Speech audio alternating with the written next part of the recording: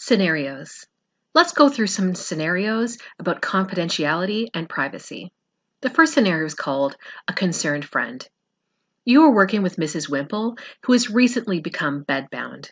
She's usually out in her garden and has a close relationship with her neighbors. On your way in, her next door neighbor expresses concern and asked how Mrs. Wimple is doing. How should you handle her real concern for her friend? Private health information guidelines extend to all types of communication. The home health aide must be responsible for the information and make sure that they do not inadvertently share confidential information.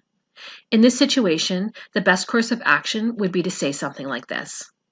I'm sorry, I can't give you any information about Mrs. Wimple, but I will tell her what you are asking about her, and if it's okay with her, I will let you know next time I see you.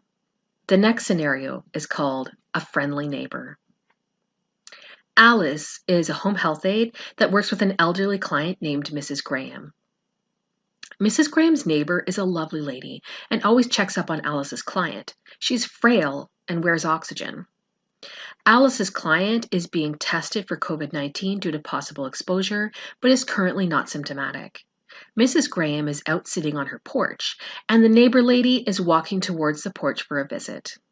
Alice feels an ethical responsibility to tell the neighbor that it would be best not to visit today, but she doesn't say why and ushers Mrs. Graham into the house.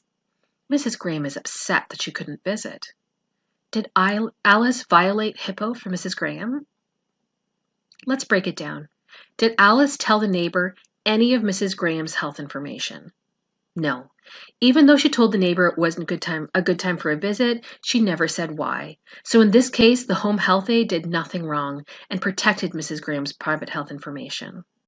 The last scenario is called a fun day.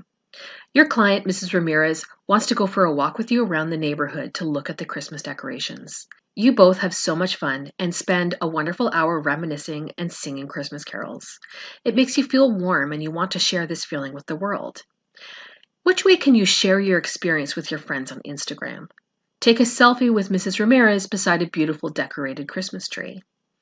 Have Mrs. Ramirez take a picture of you beside a blow-up Santa with the caption, "Such a fun time checking out the holiday sites with the cutest client ever. Just love her."